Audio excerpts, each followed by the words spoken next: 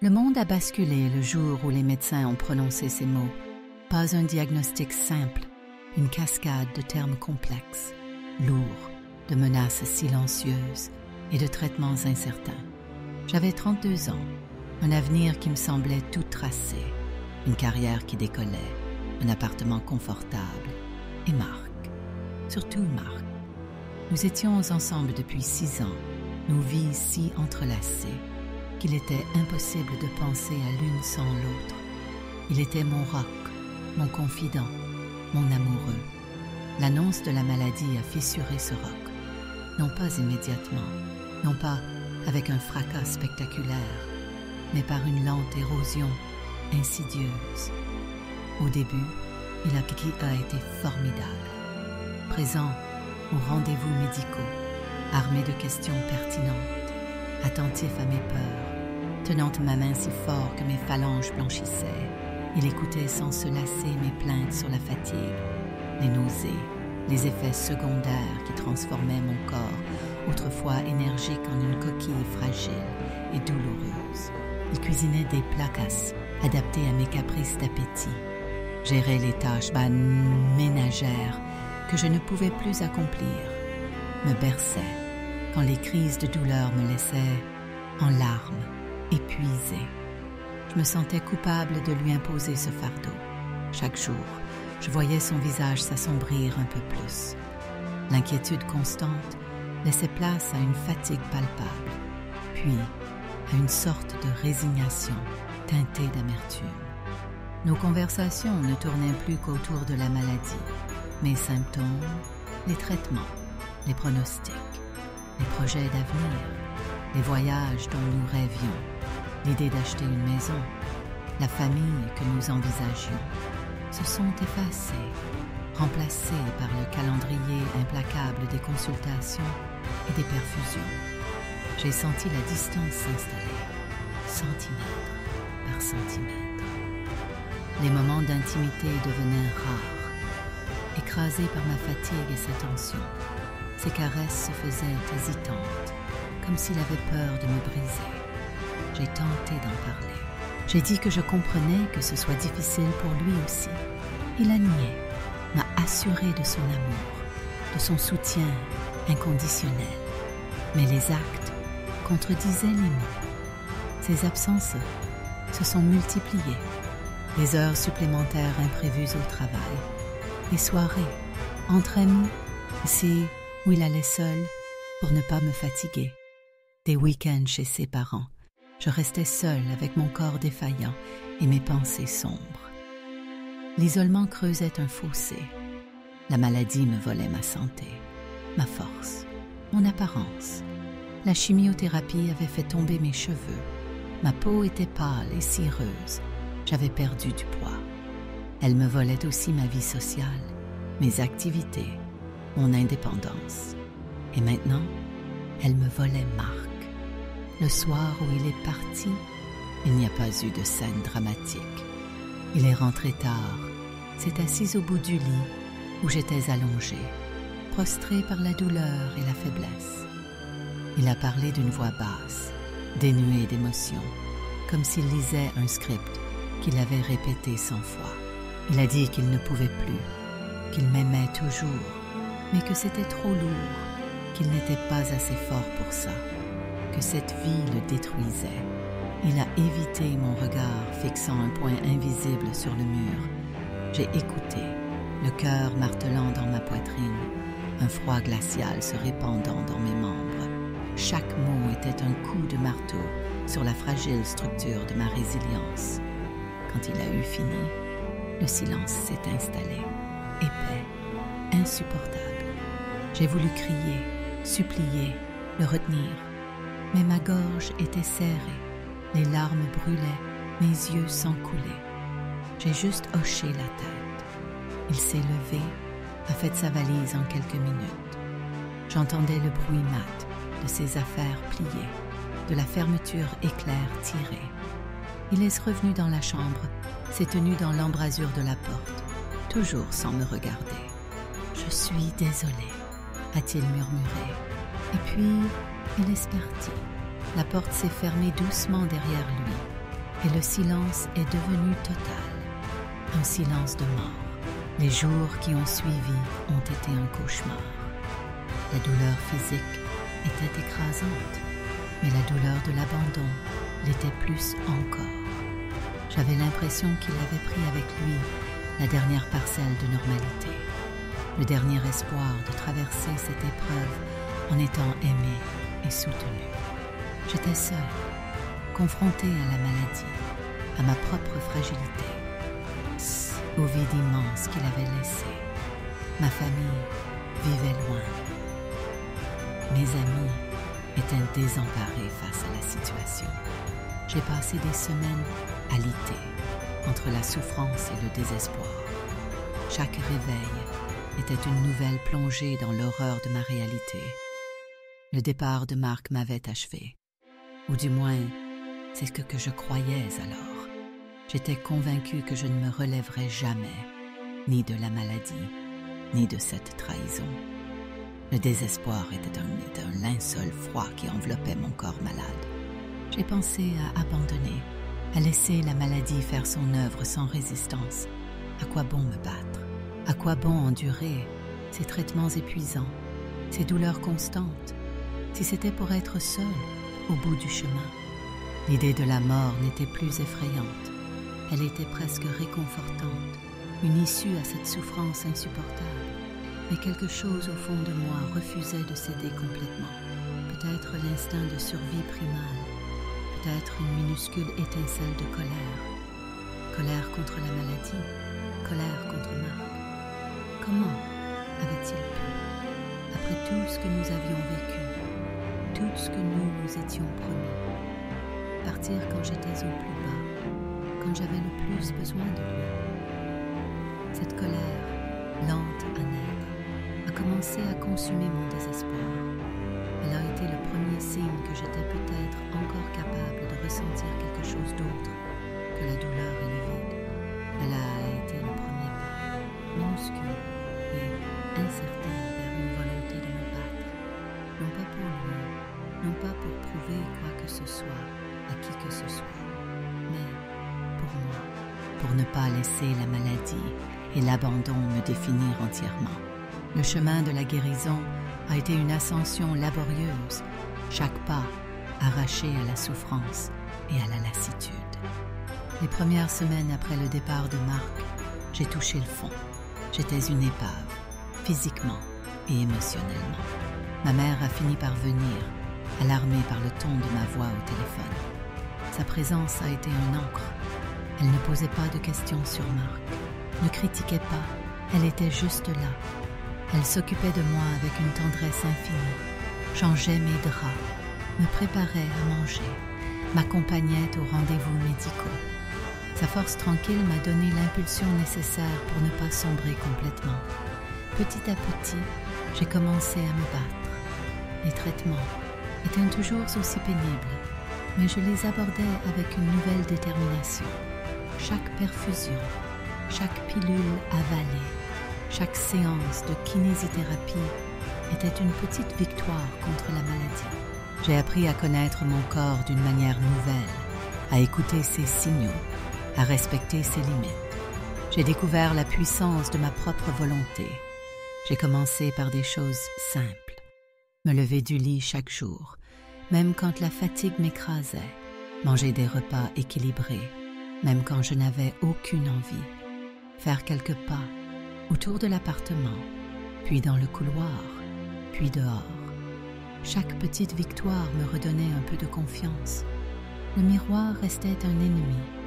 Ma peau était marquée, mes cheveux repoussaient en un duvet pâle, mon corps portait les stigmates du combat.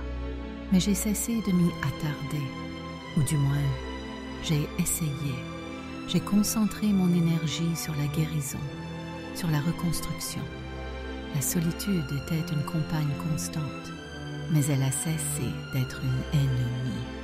J'ai appris à l'apprivoiser, à trouver du réconfort dans le silence, dans la lecture, dans les petites choses.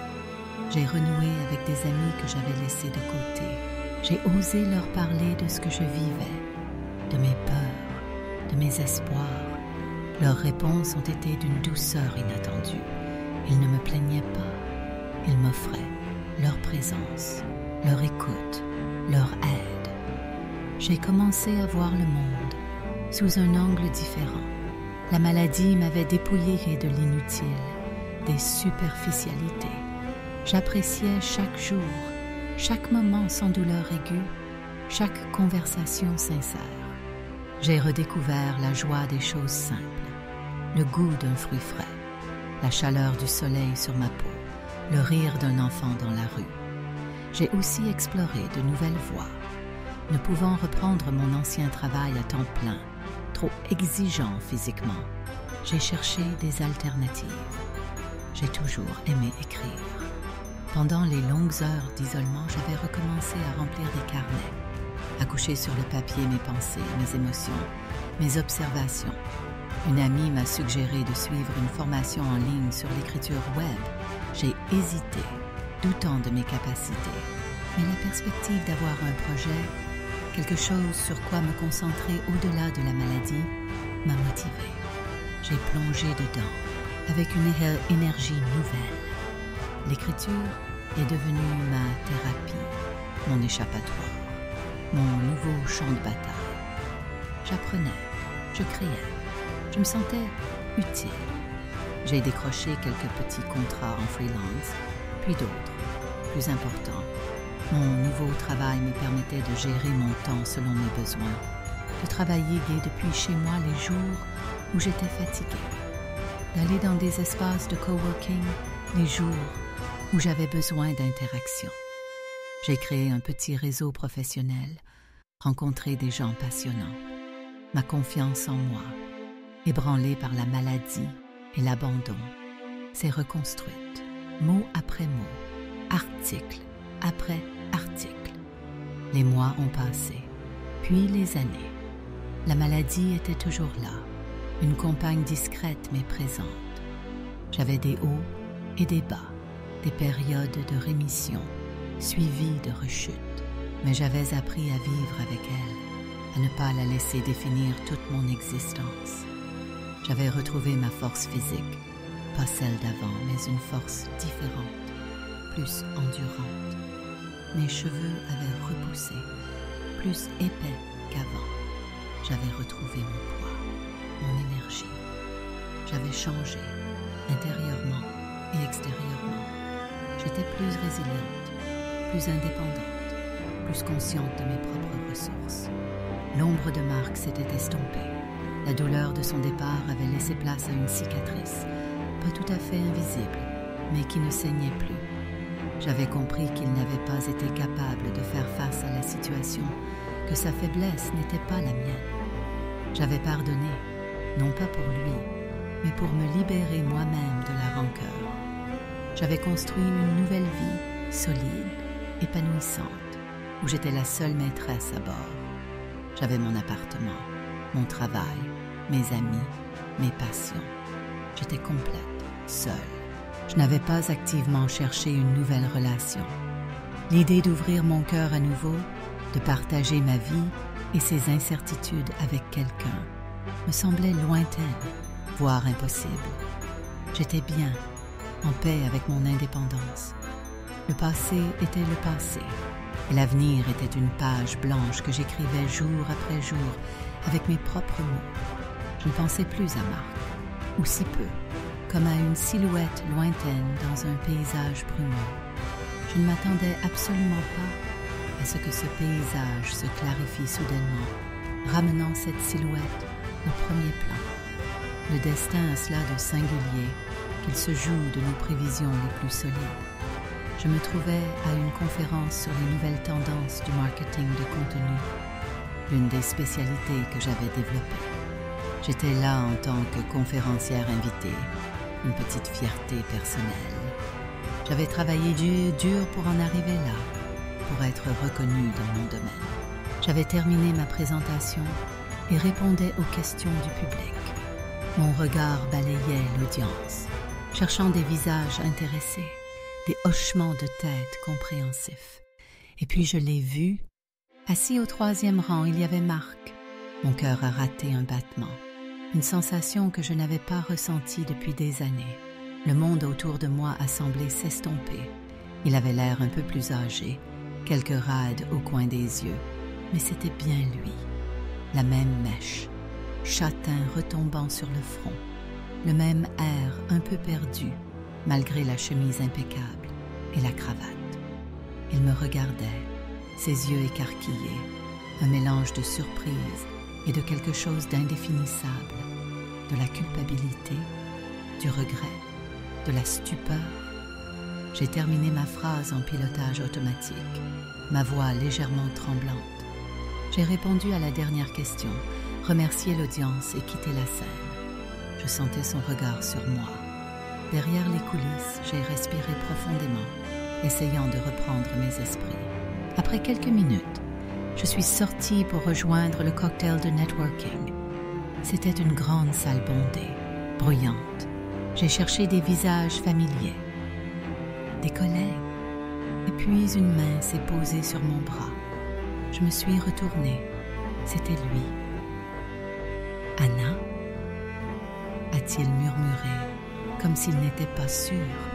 Sa voix était la même, celle que j'avais cru oublier. Je l'ai regardé.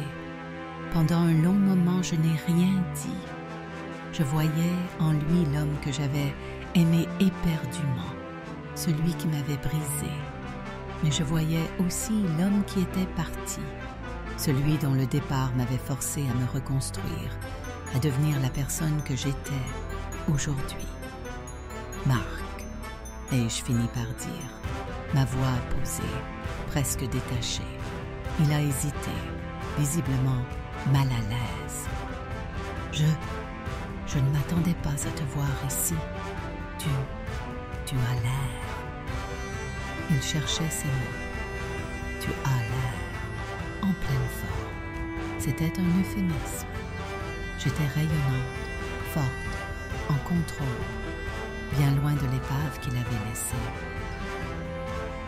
Je vais bien, Marc. Ai-je répondu simplement. Un silence s'est installé entre nous, lourd de non-dits, de souvenirs douloureux. Je pouvais sentir le poids de son regard, l'intensité de ses émotions qu'il tentait maladroitement de dissimuler. Il a fini par briser le silence. J'ai appris que tu avais surmonté tout ça, par une amie commune, il y a longtemps. Elle m'avait dit que c'était très grave. J'ai souvent pensé à toi. J'espérais que tu t'en sortirais. Ces mots sonnaient faux à mes oreilles. Des pensées, de l'espoir. C'était facile à dire maintenant. Où étaient ces pensées et cet espoir quand j'étais seule, terrassée par la maladie et le désespoir? Tu es parti, ai-je dit doucement, sans agressivité, juste comme un simple fait. Le coup a porté, son visage s'est décomposé. Je sais, Anna, je sais, j'ai été un lâche. J'ai paniqué. C'était trop pour moi. Je n'ai pas su gérer. Je ne mérite pas ton pardon, mais je voulais que tu saches. Je n'ai jamais cessé de regretter, ai-je complété. Il a hoché la tête, les yeux brillants. Tous les jours. Je l'ai regardé, analysant chaque trait de son visage. Il n'y avait plus la douleur vive, plus la colère, juste une immense tristesse, une sorte de pitié pour l'homme qu'il avait été. La confrontation que j'avais peut-être redoutée au fond de moi ne provoquait en moi qu'une étrange sérénité. Il n'avait plus le pouvoir de me blesser. Il était l'homme que j'avais aimé, mais je n'étais plus la femme qu'il avait quittée. J'avais été façonnée par l'épreuve, par l'abandon, mais aussi par ma propre résilience. Je ne lui devais rien, pas même mes larmes passées. Ce qui s'est passé est arrivé, Marc, ai-je dit calmement. Tu as fait un choix à l'époque, un choix difficile pour toi et un choix destructeur pour moi. Mais ce choix, ton départ, m'a obligé a trouvé en moi une force que je ne soupçonnais pas. Il m'a forcé à me reconstruire seule. Et regarde où je suis maintenant. J'ai balayé la salle du regard, un sourire léger aux lèvres. Je suis ici, forte, indépendante, heureuse de la vie que j'ai construite. Grâce à moi, pas grâce à toi. Il m'a regardé, l'air abattu, mais aussi avec une pointe d'admiration. Tu es incroyable, Anna, vraiment. J'ai dû l'être, ai-je répondu. Il y a eu un autre silence. Les gens circulaient autour de nous. Les conversations reprenaient. Le moment hors du temps s'estompait. J'aimerais, a-t-il commencé, l'air hésitant. J'aimerais qu'on puisse parler. Un jour, peut-être. J'ai réfléchi une seconde. Parler de quoi? De son regret? De ma souffrance passée? Il n'y avait plus rien à dire. La boucle était bouclée. Le destin l'avait ramené sur mon chemin, non pas pour nous réunir, mais pour me montrer à quel point j'avais changé, à quel point j'étais allée de l'avant. Sa présence n'était plus une menace, mais une confirmation de ma propre victoire. Je ne crois pas qu'il y ait grand-chose à dire, Marc. Ai-je répondu doucement mais fermement. L'histoire est écrite. Nous avons pris des chemins différents. Le mien m'a mené ici, et j'en suis fière. J'espère que tu as trouvé la paix aussi. J'ai souri, un sourire sincère, dénué de toute rancœur. Ce n'était pas du pardon, au sens classique.